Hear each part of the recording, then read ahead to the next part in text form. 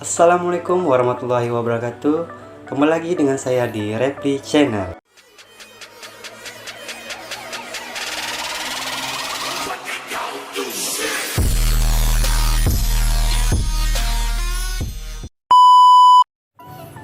Apa kabar teman-teman semuanya? Semoga kalian sehat selalu, dimurahkan rezeki dan selalu dilancarkan segala urusannya. Amin.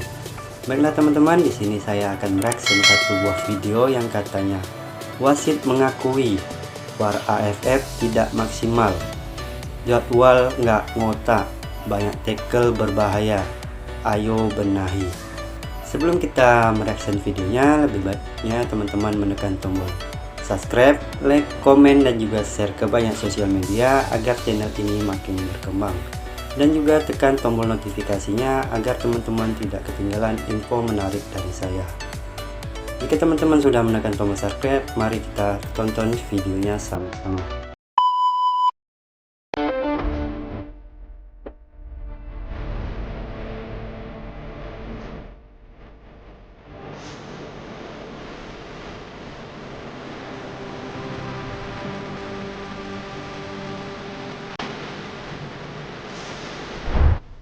Harus diakui, Piala AFF ini ibarat maraton yang gas terus, minim istirahat. Yap, jadwal yang terbilang mepet memang sangat dikeluhkan oleh para peserta. Ya, kalau mepet tapi masih satu tempat mah nggak apa-apa. Wah, ini udah mepet terus masih OTW lintas negara. Kalau jan ora bakoh ya remuk tenan, kasarannya gitu. Seperti yang dialami oleh timnas Indonesia ini. Setelah kelar lawan Laos, keesokan harinya langsung OTW Vietnam, dan minggu udah main. Habis itu balik lagi ke Solo buat lawan Filipina. Tentu saja, kebijakan AFF ini bahkan mendapatkan kecaman dari media-media asing karena menganggap pemain ibarat robot. Dan pihak AFF juga dikecam lantaran VAR yang digunakan diakui oleh banyak pihak nggak terlalu berjalan maksimal. Sesuatu yang kemudian membuat AFF mau tak mau harus melakukan peninjauan kembali agar kedepannya Piala AFF nggak semakin ditinggalkan.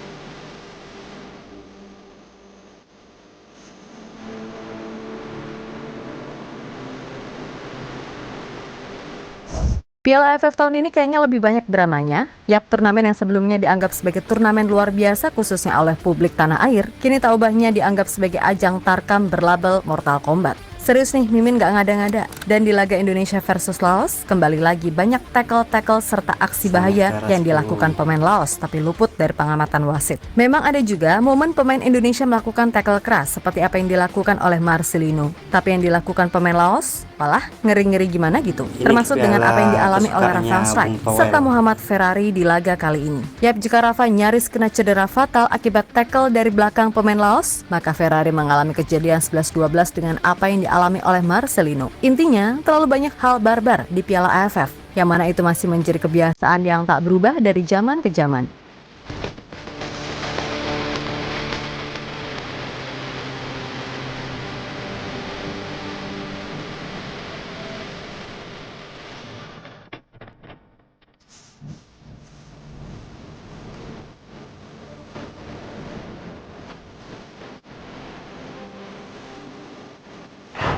Lebih lanjut dalam hal ini, wasit juga nggak bisa sepenuhnya kita salahkan, karena sebenarnya udah ada VAR. Nah, yang jadi masalah, VAR di Piala AFF ini dirasa masih kurang optimal, sehingga itu membuat wasit. Apa fungsinya VAR pada pertandingan Indonesia melawan Laos malam tadi, teman-teman? Masalahnya waktu gol terakhir Laos itu, kalau kita lihat dari sudut pandang penonton itu sudah keluar ya teman-teman. Tetapi menurut pandangan VAR itu tetap disahkan. Gimana menurut pendapat kalian? Mari kita lanjut.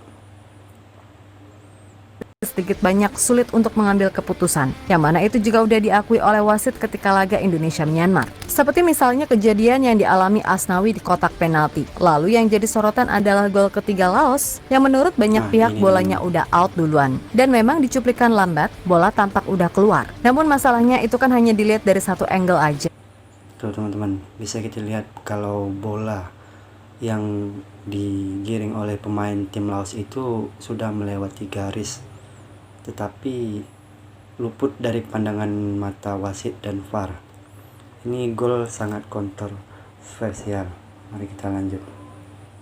Sedangkan belum tentu dari angle lainnya, bola udah keluar seperti apa yang pernah terjadi di gol Jepang ke gawang Spanyol pada Piala Dunia 2022 lalu. Dan karena itulah, mungkin ini masih akan jadi perdebatan walaupun di satu sisi harus diakui juga. Kalau Indonesia mainnya AFF jelek harus pol di banyak laga versus koreksi Laos, lagi, teman-teman. terutama lini tengah yang maaf banget nih Kalau harus ingin kami bersaing. sampaikan.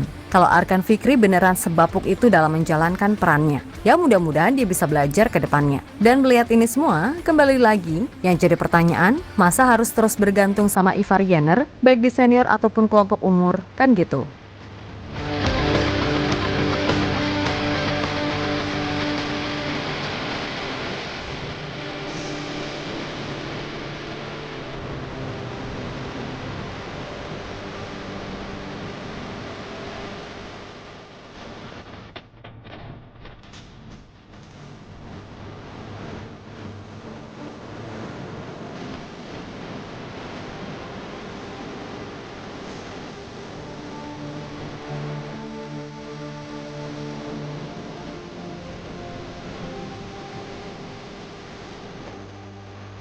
Di sisi lain, perihal jadwal, media Vietnam, The Culture47.vn, mengakui kalau mereka sangat diuntungkan dengan jadwal aneh dari AFF. Sebab untuk laga melawan Indonesia, Vietnam punya jatah istirahat Sangat ekstra merugikan dibandingkan tim timnas Garuda Indonesia, yang habis dari teman-teman. Myanmar, langsung main lawan Laos, Untuk habis itu Vietnam besoknya langsung OTW banyak Vietnam. jangka Alhasil dari waktunya. sisi fisik Vietnam udah unggul duluan, karena ya tadi punya jatah istirahat lebih lama. AFF membantu timnas Vietnam mendapatkan keuntungan besar saat bertemu timnas Indonesia. Pelatih Kim Sang-sik Oke, bentar teman-teman, kita baca sama-sama. AFF membantu timnas Vietnam untuk mendapatkan keuntungan besar saat bertemu timnas Indonesia. Pelatih Kim Sang-sik dan tim akan mendapatkan keuntungan besar dari segi jadwal ketika mereka mendapatkan waktu istirahat yang lebih dibandingkan timnas Indonesia, teman-teman. Bagaimana menurut kalian? Ya wajar lah kalau Vietnam itu mendapatkan jadwal istirahat yang lebih dibandingkan timnas Indonesia. Toh orang yang di AFF juga orang mereka ya, teman-teman. Mari kita lanjut.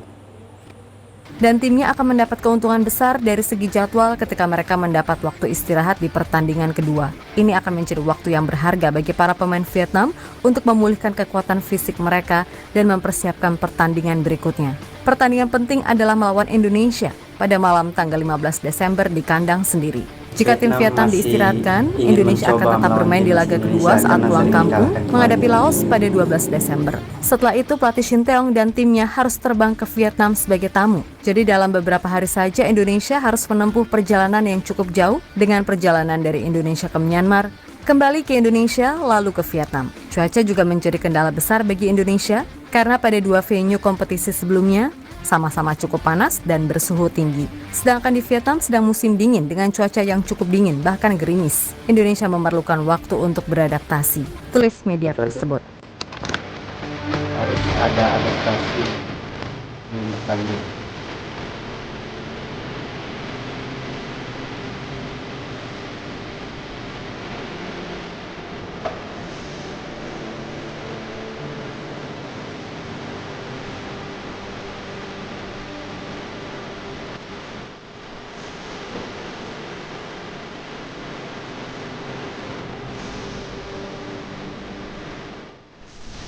Yap, terlepas dari apapun, mungkin adalah hal yang wajar jika banyak klub khususnya di Eropa yang menolak melepas pemainnya ke ajang ini. Sebab selain nggak masuk kalender FIFA, turnamen ini jadwalnya juga nggak ngotak dan sangat berisiko bikin pemain kelelahan serta cedera.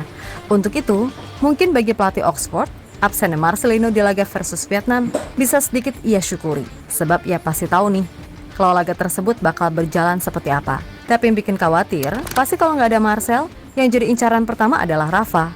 Nah, ini nih Betul, yang repot. Rafa Mengingat pasti pemain diincar. Vietnam bengisnya kayak apa, apalagi kalau main di kandang. Ya udah, mudah-mudahan Rafa bisa lebih hati-hati. Karena sekarang situasinya dia lagi nggak bareng pemain macam Justin Hubner, Shane Patinama, Chase ataupun Shane Walsh yang Syukur-syukur pemain timnas yang seniornya itu tidak dibawa semua oleh Shin Tae-yong. Karena kalau dibawa semua mungkin akan dampak lebih parah lagi ya teman-teman. Bisa langsung ngelindungin dia ketika dia diapa-apain sama pemain lawan. Intinya, kembali lagi kami ingatkan buat turunkan ekspektasi kalian. Karena sejatinya, turnamen ini memang dijadikan untuk pemain muda menggali pengalaman. Dan tujuan sebenarnya adalah SEA Games 2025. Jadi apapun hasilnya ya udah terima aja. Tapi bukan berarti terus mainnya amburadul, terus nggak boleh dikritik. Tetaplah, biar gimana pun, kritik harus tetap dilayangkan. Apalagi cuman bisa main imbang lawan tim bumbu dapur yang sama-sama isinya mayoritas U22. Ya kali, U22 tapi kualitas passingnya masih modelan anak SSB yang harus diajarin lagi sih, 22. kan gitu. Jadi moga-moga aja kalian bisa dapat pelajaran berharga serta bisa bermuhasabah diri soal apa yang kurang dalam diri kalian yang walaupun sebenarnya kalau mau dijabarin banyak sih. Tapi nggak apa-apa, tetap semangat Garudaku. Jadikan kritik dan saran sebagai bahan refleksi diri. Gak usah kendor, terus berlatih tingkatkan kualitas. Ingat, standar masuk timnas utama itu sekarang tinggi loh. Kalau mau masuk dan bisa dapat kepercayaan lebih dari Koshin, ya minimal level kalian harus kayak Rizky Ridho lah. Pemain dari Liga 1 tapi bisa membuktikan kalau dia bisa bersaing.